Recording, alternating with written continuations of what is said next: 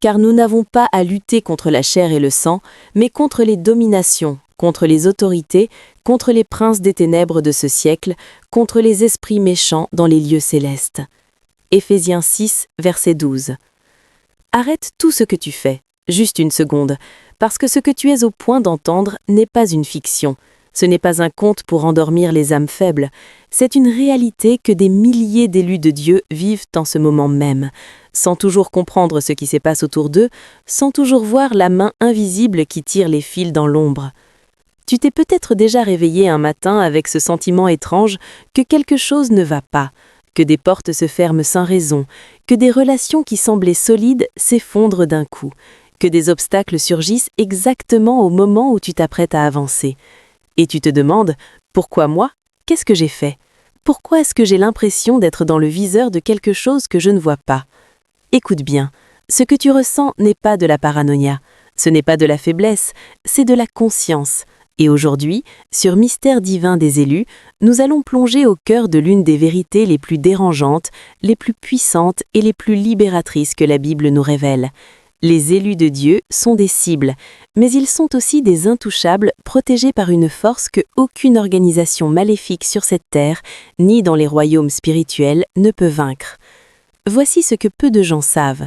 Depuis l'aube de l'humanité, il existe une guerre. Pas une guerre visible, pas une guerre que tu vois aux informations. Une guerre cosmique, spirituelle, d'une profondeur que l'esprit humain ordinaire ne peut même pas saisir. Et dans cette guerre, toi, l'élu de Dieu, tu n'es pas un spectateur, tu es une cible prioritaire. Mais comment cela fonctionne-t-il vraiment? Qui sont ces forces qui s'organisent contre les enfants de Dieu? Et surtout, qui est ce mystérieux personnage qui ouvre les yeux et change tout? C'est là que ça devient vraiment fascinant. Installe-toi confortablement, parce que nous allons remonter très loin dans le temps. Il faut d'abord comprendre une chose fondamentale que l'histoire officielle des religions ne te dit presque jamais clairement. Les organisations maléfiques ne sont pas nées avec les temps modernes. Elles ne sont pas apparues avec les conspirations du XXe siècle, ni même avec les empires corrompus de l'Antiquité. Elles ont une origine beaucoup plus ancienne, beaucoup plus profonde et beaucoup plus personnelle. Retourne avec moi dans le livre de Job, un homme juste, un homme intègre. La Bible dit de lui, en Job 1, verset 1, qu'il était un homme intègre et droit qui craignait Dieu et s'éloignait du mal. Voilà un portrait d'un élu, pas parfait au sens humain du terme, mais aligné avec Dieu, orienté vers la lumière. Et qu'est-ce qui se passe? Dans les royaumes célestes, une assemblée se tient, et Satan se présente. Voici ce que peu de gens réalisent dans ce passage. Satan ne se présente pas seul, il vient d'un endroit.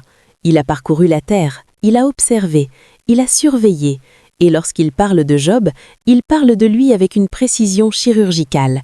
Il connaissait bien, il connaît sa famille, il connaît sa situation. Ce n'est pas quelqu'un qui découvre Job par hasard, c'est quelqu'un qui l'a ciblé. L'ennemi ne frappe pas au hasard, il fait des rapports, il tient des dossiers, il observe patiemment avant d'agir. Et sa première stratégie contre Job n'est pas de l'attaquer directement. Sa première stratégie, c'est de semer le doute dans le cœur de Dieu sur la sincérité de Job.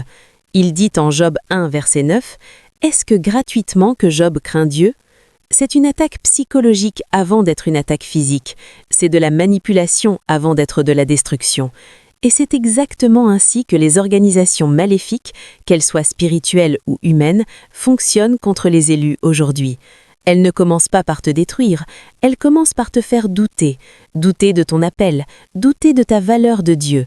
Et si le doute prend racine, la destruction suit naturellement. Mais voici l'élément clé que beaucoup de chrétiens manquent dans cette histoire.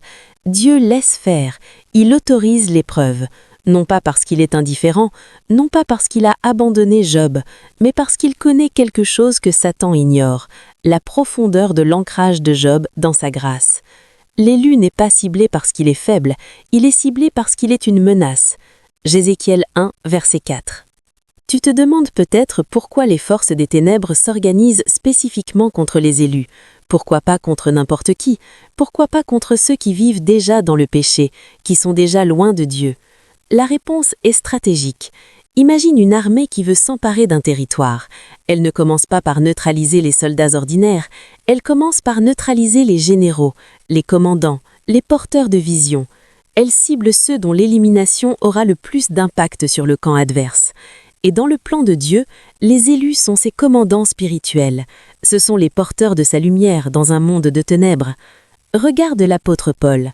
Avant même de devenir Paul, il s'appelait Saul de Tarse. Et voici un fait historique que peu de gens mesurent dans toute son ampleur. Saul n'était pas seulement un opposant au christianisme, il était un membre actif d'une organisation coordonnée, structurée, financée et autorisée par les autorités religieuses les plus puissantes de son époque pour chasser, emprisonner et éliminer les disciples du Christ. Les archéologues et historiens qui ont étudié la période du 1er siècle, comme l'historien juif Flavius Joseph dans ses Antiquités judaïques, décrivent le Sanhédrin comme une institution d'un pouvoir extraordinaire. Ils avaient des relais dans chaque synagogue, des informateurs dans chaque communauté. Quand Saul partait en mission pour Damas, une ville à environ 250 km de Jérusalem, il avait des lettres d'autorisation, des pouvoirs d'arrestation et probablement une escorte.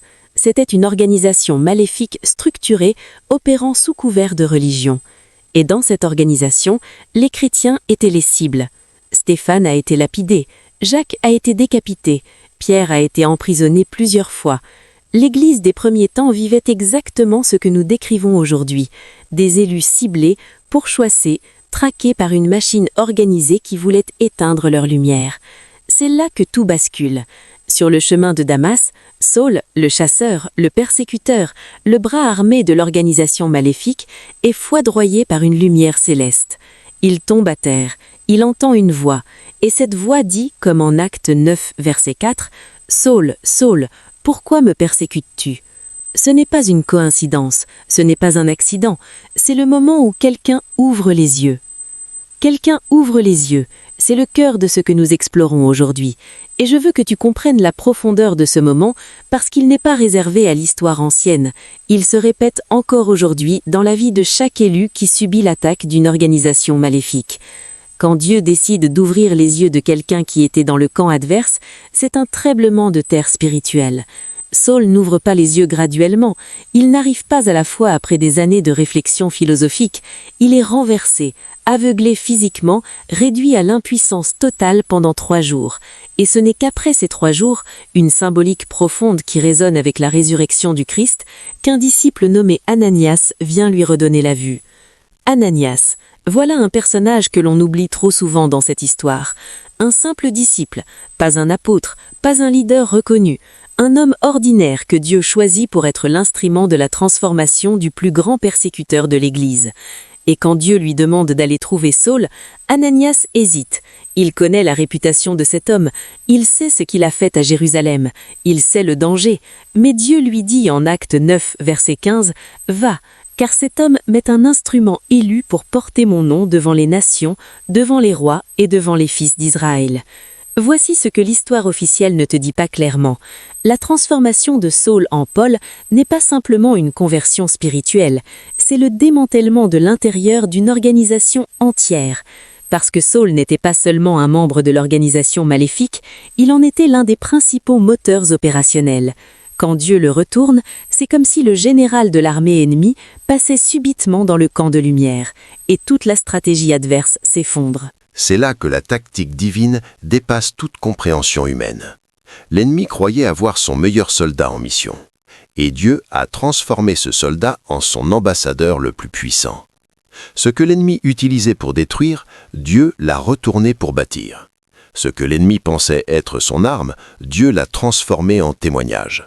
Comme le dit si magnifiquement Romains 8, verset 28, « Toute chose concourt au bien de ceux qui aiment Dieu, de ceux qui sont appelés selon son dessein. » Si ces paroles touchent ton cœur, si tu te reconnais dans cette lutte, si tu as déjà eu l'impression d'être ciblé sans comprendre pourquoi, laisse une trace de ton passage en commentaire et rejoins notre cercle des membres de Mystère divin des élus en t'abonnant.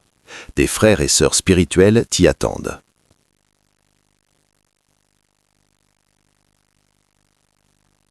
Si tu vis en ce moment une situation qui te semble désespérée, si tu as l'impression que l'organisation qui s'est dressée contre toi est trop puissante, trop organisée, trop bien connectée pour que tu puisses lui résister, c'est peut-être exactement le moment juste avant ton retournement.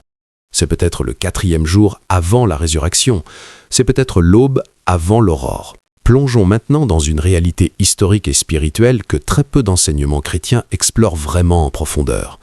Car pour comprendre comment quelqu'un ouvre les yeux dans le contexte de la lutte d'un élu, il faut comprendre le mécanisme spirituel de l'aveuglement. La Bible parle d'un voile.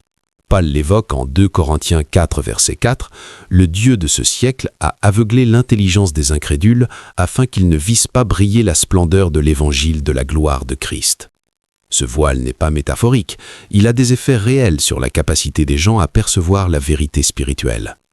C'est pourquoi des hommes intelligents, des femmes brillantes, peuvent participer à la persécution d'un élu en étant convaincus de faire le bien. Ils ne se perçoivent pas comme les méchants de l'histoire, ils se perçoivent comme des protecteurs de l'ordre, des gardiens de la tradition, des défenseurs de la société. Saul de Tarse était convaincu de servir Dieu en persécutant les chrétiens.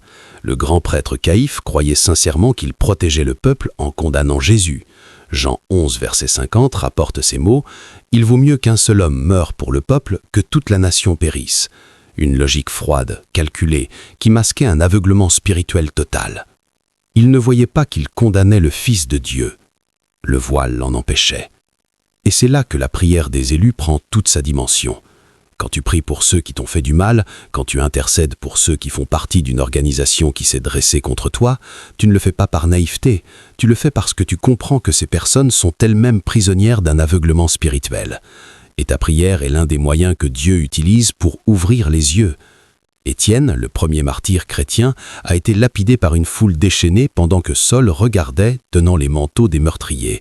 Et ses dernières paroles, en Actes 7, verset 60, étaient « Seigneur, ne leur impute pas ce péché ». Cette prière n'est pas tombée dans le vide.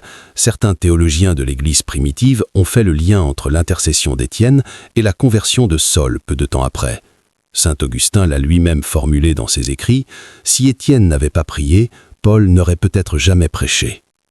Tu te demandes peut-être « Mais alors, pourquoi Dieu ne retourne-t-il pas tous les ennemis des élus ? Pourquoi certains continuent-ils leur œuvre de destruction sans jamais sembler être touchés ?» C'est là que la souveraineté divine dépasse notre compréhension humaine. Dieu est un Dieu de personnes, pas de foule. Il touche les cœurs individuellement, selon sa volonté et son calendrier. Certains ennemis de ces élus seront retournés comme Saul, d'autres seront neutralisés comme Pharaon, dont le cœur s'est endurci jusqu'à sa propre destruction, et d'autres encore seront simplement écartés du chemin de l'élu au moment voulu. Dans tous les cas, la conclusion est la même. L'élu arrive à destination. Je veux maintenant te parler d'une dimension que l'on néglige trop souvent dans les discussions sur la persécution des élus, la dimension de la révélation progressive. Quand une organisation maléfique te cible, elle le fait souvent dans l'obscurité, dans le secret.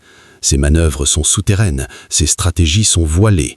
Tu sens le résultat de ses actions sans toujours voir la source. Et cela peut créer une frustration intense, une confusion profonde, un sentiment d'impuissance face à un ennemi que tu ne peux pas clairement identifier. Mais voici ce que la Bible révèle de manière consistante tout au long de ses livres. Dieu est un Dieu de révélation. Il dévoile, il expose, il illumine les œuvres des ténèbres en son temps. Luc 12, verset 2 dit « Il n'y a rien de caché qui ne doive être découvert, ni de secret qui ne doivent être connus. » Regarde l'histoire d'Esther. L'élu dans cette histoire n'est pas seulement Esther elle-même, c'est tout le peuple juif ciblé pour un génocide planifié par Aman, l'un des hommes les plus puissants de l'Empire perse. Aman avait tout préparé avec une précision diabolique. Il avait obtenu le décret du roi, il avait fait construire le gibet, il avait fixé la date. Tout semblait joué. Et c'est dans cette nuit la plus noire que Dieu commence à ouvrir les yeux. D'abord, le roi Assuérès ne peut pas s'endormir, une insomnie divine. Il demande qu'on lui lise les chroniques du royaume. Et par hasard, si ce mot a encore un sens dans la souveraineté divine, on tombe exactement sur le passage où Mardochée, le cousin d'Esther, avait déjoué un complot contre le roi et n'avait jamais été récompensé. Ce petit détail, cet oubli administratif, va déclencher une série d'événements qui retournera complètement la situation. En Esther 6, Aman, qui était venu à la cour précisément pour demander l'exécution de Mardochée, se retrouve contraint de défiler Mardochée dans la ville en criant sa gloire. C'est là que tout bascule, et c'est là que l'on voit avec une clarté aveuglante comment Dieu retourne les plans de l'ennemi avec une ironie divine qui confond toute intelligence humaine. L'organisation maléfique ne contrôle pas les insomnies, elle ne contrôle pas les lectures de chroniques royales, elle ne contrôle pas les petits détails que Dieu utilise pour tout renverser. Et c'est précisément pour cette raison que Romains 8, verset 31 peut affirmer avec cette confiance absolue « Si Dieu est pour nous, qui sera contre nous ?» Rejoins-nous et partage cette vérité qui libère. Si tu connais un frère ou une sœur en Christ qui traverse une période d'attaque, qui se sent ciblé et ne comprend pas pourquoi, partage cette vidéo avec eux. Et toi, dis-nous en commentaire quelle est la plus grande révélation que tu retiens jusqu'ici. Et surtout, abonne-toi à Mystère divin des élus pour ne manquer aucun de nos messages. Ta présence dans cette communauté est précieuse.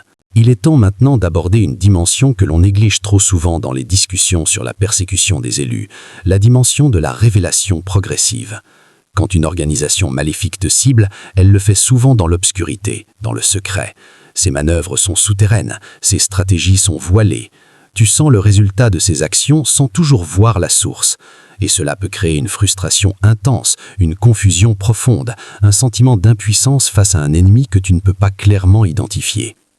Mais voici ce que la Bible révèle de manière consistante tout au long de ses livres. Dieu est un Dieu de révélation. Il dévoile, il expose, il illumine les œuvres des ténèbres en son temps. Luc 12, verset 2 dit « Il n'y a rien de caché qui ne doive être découvert, ni de secret qui ne doivent être connus. » Regarde l'histoire d'Esther. L'élu dans cette histoire n'est pas seulement Esther elle-même, c'est tout le peuple juif ciblé pour un génocide planifié par Aman, l'un des hommes les plus puissants de l'Empire perse. Aman avait tout préparé avec une précision diabolique. Il avait obtenu le décret du roi, il avait fait construire le gibet, il avait fixé la date. Tout semblait joué. Et c'est dans cette nuit la plus noire que Dieu commence à ouvrir les yeux. D'abord, le roi Assuérès ne peut pas dormir, une insomnie divine. Il demande qu'on lui lise les chroniques du royaume. Et par hasard, si ce mot a encore un sens dans la souveraineté divine, on tombe exactement sur le passage où Mardoché, le cousin d'Esther, avait déjoué un complot contre le roi et n'avait jamais été récompensé. Ce petit détail, cet oubli administratif, va déclencher une série d'événements qui retournera complètement la situation. En Esther 6, Aman, qui était venu à la cour précisément pour demander l'exécution de Mardoché, se retrouve contraint de défiler Mardoché dans la ville en criant sa gloire. C'est là que tout bascule, et c'est là que l'on voit avec une clarté aveuglante comment Dieu retourne les plans de l'ennemi avec une ironie divine qui confond toute intelligence humaine. L'organisation maléfique ne contrôle pas les insomnies, elle ne contrôle pas les lectures de chroniques royales, elle ne contrôle pas les petits détails que Dieu utilise pour tout renverser.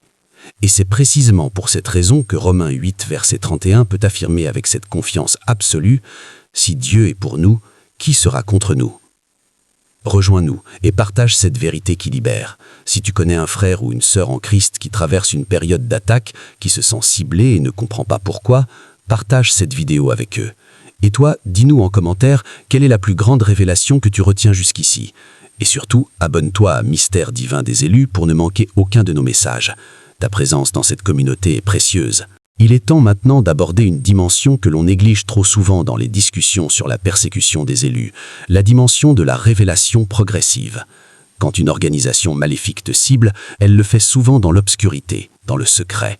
Ses manœuvres sont souterraines, ses stratégies sont voilées. Tu sens le résultat de ses actions sans toujours voir la source. Et cela peut créer une frustration intense, une confusion profonde, un sentiment d'impuissance face à un ennemi que tu ne peux pas clairement identifier. Mais voici ce que la Bible révèle de manière consistante tout au long de ses livres. Dieu est un Dieu de révélation. Il dévoile, il expose, il illumine les œuvres des ténèbres en son temps. Luc 12, verset 2 dit « Il n'y a rien de caché qui ne doive être découvert, ni de secret qui ne doivent être connus. » Regarde l'histoire d'Esther. L'élu dans cette histoire n'est pas seulement Esther elle-même, c'est tout le peuple juif ciblé pour un génocide planifié par Aman, l'un des hommes les plus puissants de l'Empire perse. Aman avait tout préparé avec une précision diabolique. Il avait obtenu le décret du roi, il avait fait construire le gibet, il avait fixé la date. Tout semblait joué. Et c'est dans cette nuit la plus noire que Dieu commence à ouvrir les yeux. D'abord, le roi Assuérès ne peut pas dormir, une insomnie divine. Il demande qu'on lui lise les chroniques du royaume.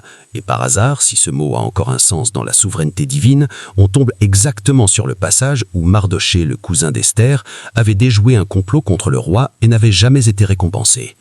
Ce petit détail, cet oubli administratif, va déclencher une série d'événements qui retournera complètement la situation.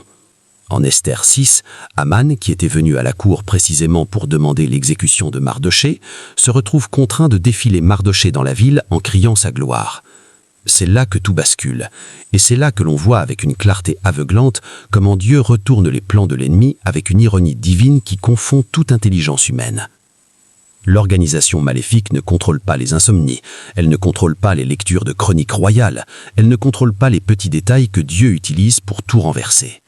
Et c'est précisément pour cette raison que Romains 8, verset 31 peut affirmer avec cette confiance absolue « Si Dieu est pour nous, qui sera contre nous ?» Rejoins-nous. La troisième arme, c'est la communauté. L'organisation maléfique travaille à t'isoler, précisément parce qu'elle sait qu'un élu isolé est infiniment plus vulnérable qu'un élu ancré dans une communauté de foi. L'Ecclésiaste 4, verset 12 dit « Un homme seul peut être vaincu, mais 2 hommes peuvent résister, et une corde à 3 fils ne se rompt pas facilement. » Ne laisse pas l'ennemi te convaincre que tu dois traverser tes épreuves seul. Cherche tes Ananias, cherche tes Mardochée, cherche ta communauté d'élus. La 4e arme, c'est le témoignage. Apocalypse 12, verset 11 dit que les frères ont été victorieux grâce au sang de l'agneau et grâce à la parole de leur témoignage. Ton témoignage est une arme de guerre. Quand tu partages ouvertement ce que Dieu a fait dans ta vie, ce qu'il a accompli à travers tes épreuves, tu brises le pouvoir de l'ombre qui voudrait que tout reste caché. Tu encourages d'autres élus qui traversent les mêmes tempêtes et tu glorifies Dieu d'une manière qui confond l'ennemi. Et la 5e arme, celle que peu de gens osent mentionner parce qu'elle semble contre-intuitive, c'est l'amour. Aimez tes ennemis, priez pour ceux qui te persécutent. Matthieu 5, verset 44 n'est pas une suggestion, c'est un commandement radical qui contient une puissance spirituelle explosive. Parce que l'amour est la seule force que l'organisation maléfique ne peut pas imiter, ne peut pas contrecarrer, ne peut pas comprendre. L'amour désarme, l'amour confond, et parfois l'amour ouvre des yeux qui semblaient définitivement fermés. Nous approchons maintenant du moment le plus important de ce message, ce moment où tout ce que nous avons dit depuis le début prend son sens le plus profond, le plus personnel, le plus transformateur. Si tu es un élu de Dieu, et le fait que tu sois là, à écouter ce message jusqu'à ce point, me dit que tu l'es, alors tu dois accepter une vérité qui est à la fois terrifiante et libératrice. Tu es une menace. Pas pour les gens ordinaires, pas pour ceux qui vivent loin de Dieu, mais pour les puissances des ténèbres. Ta présence dans ce monde représente une menace spirituelle réelle. Quand tu pries, le ciel s'ouvre. Quand tu jeûnes, des forteresses s'effondrent. Quand tu loues Dieu, des chaînes se brisent. Quand tu obéis à son appel, des vies sont transformées. Quand tu partages sa parole, des âmes sont libérées. Tu es une bombe à retardement dans le camp de l'ennemi. Et il le sait. C'est pour cela qu'il te cible. La question n'est donc pas de savoir si tu vas être ciblé. La question est de savoir si tu vas répondre à ce ciblage comme une victime ou comme l'élu que tu es. Parce que dans la Bible, pas un seul élu qui a tenu bon n'a terminé vaincu. Job a retrouvé le double de ce qu'il avait perdu. Joseph a été intronisé vice-roi d'Égypte. Daniel a survécu à la fosse aux lions. Paul a écrit depuis la prison des épîtres qui ont changé la face du monde chrétien. Et Jésus, l'élu suprême, la cible ultime de toutes les organisations maléfiques de tous les temps, est ressuscité d'entre les morts le 3e jour. Et c'est là que tout bascule définitivement. La résurrection est la réponse finale de Dieu à toutes les organisations maléfiques de l'histoire. Elle dit « Vous pouvez prendre tout ce qu'il a. Vous pouvez l'isoler, vous pouvez le trahir, vous pouvez le condamner, vous pouvez le mettre au tombeau et sceller la pierre. Et après tout cela, il se lèvera encore, parce que ce que Dieu a béni, aucune malédiction ne peut atteindre définitivement. Ce que Dieu a appelé, aucune organisation ne peut définitivement réduire au silence. » Nombre 23, verset 23, proclame avec une force prophétique qui traverse les millénaires, « Car il n'y a point d'enchantement contre Jacob et point de divination contre Israël. » Aucun complot, aucune conspiration, aucune organisation maléfique, aucune stratégie des ténèbres ne peut prévaloir contre ceux que Dieu a mis à part. Avant de conclure, je veux revenir une dernière fois sur ce personnage qui ouvre les yeux. Parce que dans ton histoire à toi, dans ta situation actuelle, dans l'organisation qui s'est peut-être dressée contre toi en ce moment, il y a quelqu'un qui est en train d'ouvrir les yeux. Tu ne le vois peut-être pas, il est peut-être encore dans le camp adverse, il porte peut-être encore le masque de l'ennemi, mais quelque chose a commencé à se fissurer en lui. Une insomnie comme celle du roi Assuérus, une lumière éblouissante comme celle qui a renversé Saul, un rêve perturbant comme ceux de Pharaon, une main mystérieuse qui écrit sur un mur comme pour Balthazar. Dieu prépare le retournement. Et ce retournement va venir sous la forme que ni toi, ni l'organisation maléfique, ni même celui qui ouvre les yeux n'aurait prévu. Parce que c'est la signature de Dieu, l'imprévisibilité divine dans son expression la plus pure. Ésaïe 55, verset 8 dit « Car mes pensées ne sont pas vos pensées, et vos voix ne sont pas mes voix. » Et c'est une bonne nouvelle. Parce que si les voix de Dieu dépassent notre compréhension, elles dépassent aussi de loin la compréhension de l'ennemi. Alors, que fais-tu en attendant ce retournement? Tu tiens, tu persévères, tu continues à marcher, pas parce que tu vois comment ça va se terminer, mais parce que tu sais qui tient les rênes de l'histoire. Tu continues à prier, tu continues à louer, tu continues à obéir, pas parce que la douleur a disparu, mais parce que ta foi est plus grande que ta douleur. Et tu continues à aimer, parce que l'amour est la démonstration la plus puissante que le camp de l'ennemi n'a pas eu raison de toi. Hébreux 12, verset 1 t'invite à courir avec persévérance dans la carrière qui t'est tracée. Pas à courir vite, pas à courir brillamment, pas à courir sans trébucher, mais à courir avec persévérance, à continuer à avancer même quand l'ennemi essaie de te faire tomber, de te faire douter, de te faire renoncer. Et quelque part sur ce chemin, tu verras quelqu'un ouvrir les yeux. Tu verras un ennemi devenir un allié. Tu verras une organisation de destruction devenir un instrument de ta promotion. Tu verras Dieu écrire une fin que tu n'aurais jamais osé imaginer. Élu de Dieu, nous arrivons maintenant au terme de ce voyage aujourd'hui. Mais avant de te laisser partir, je veux te poser une question qui restera avec toi longtemps après la fin de cette vidéo. Si tu sais maintenant que tu es ciblé précisément parce que tu es une menace pour les ténèbres, est-ce que tu vas te cacher ou est-ce que tu vas briller encore plus fort? Parce que c'est finalement la grande décision de tout élu face à l'adversité. Se recroqueviller dans l'ombre pour être moins visible, moins vulnérable, moins exposé, ou répondre à la cible sur ton dos en levant encore plus haut l'étendard de celui qui t'a appelé. Matthieu 5, verset 14 ne laisse aucune ambiguïté. Vous êtes la lumière du monde. Une ville située sur une montagne ne peut être cachée. Tu n'as pas été créé pour te cacher. Tu n'as pas été appelé pour vivre dans la peur. Tu as été mis à part pour illuminer. Et l'organisation maléfique le sait, c'est pour ça qu'elle veut te faire taire, c'est pour ça qu'elle veut t'éteindre. Mais tu n'es pas une bougie qu'un souffle suffit à éteindre, tu es une flamme que Dieu lui-même a allumée. Et ce que Dieu allume, aucune organisation de ce monde ni des royaumes spirituels ne peut éteindre définitivement. Alors lève la tête, élu, redresse les épaules, regarde en face cette organisation qui croit t'avoir vaincu, et dis-lui ce que David a dit à Goliath dans 1 Samuel 17, verset 45, « Tu viens à moi avec une épée, une lance et un javelot, et moi je viens à toi au nom de l'Éternel des armées. » L'Éternel des armées, pas l'Éternel des conditions favorables, pas l'Éternel des moments faciles, l'Éternel des armées, celui qui se bat pour toi quand tout semble perdu, qui prépare ta victoire quand l'ennemi prépare ta défaite, qui ouvre les yeux de ceux qui doivent voir pour que ton destin s'accomplisse. Et la prochaine fois que tu te réveilles avec ce sentiment qu'une organisation invisible s'est dressée contre toi, rappelle-toi cette vérité. L'organisation maléfique te cible parce que tu es précieux. Elle te cible parce que tu comptes. Elle te cible parce que dans son analyse froide et stratégique, tu représentes une menace réelle pour son empire. Et ça, élu de Dieu, c'est la plus grande confirmation que tu pouvais recevoir, que tu es exactement là où tu es censé être.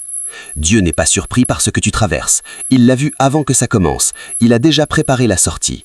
Il a déjà positionné ceux qui vont ouvrir les yeux et il tient ta main tout au long du chemin, même quand tu ne le sens pas.